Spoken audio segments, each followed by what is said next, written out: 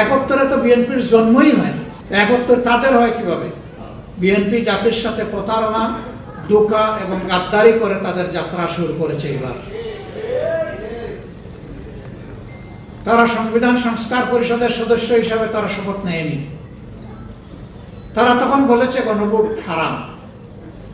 এখানেই দাঁড়িয়ে একজন বক্তা জুলাই যোদ্ধা বলেছেন, বাংলাদেশের প্রথম গণভোটটাও কিন্তু সংবিধানে ছিল না।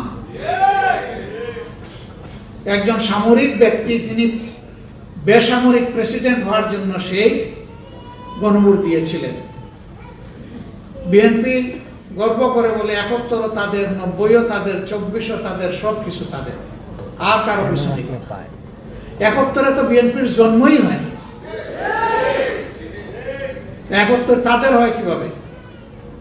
এখন যদি বলে যে 71-এ শহীদ প্রেসিডেন্ট জিয়াউর রহমান স্বাধীনতার ঘোষণা দিয়েছেন এবং যুদ্ধ করেছেন, সেই কারণে হ্যাঁ, ঘোষণা উনি দিয়েছেন, প্রথমবার নিজের পক্ষ থেকে, দ্বিতীয়বার আরেকজনের পক্ষ থেকে। আর যুদ্ধ উনি করেছেন, আমরা অবশ্যই সম্মান করি। কিন্তু এককভাবে যদি একক ক্রেডিট এক ব্যক্তিকে সব কিছু দিয়ে দেওয়া হয়, তাহলে বাকি যোদ্ধাদের পজিশন কোথায় থাকে? এইটাও যুদ্ধকে কুক্ষিগত করা।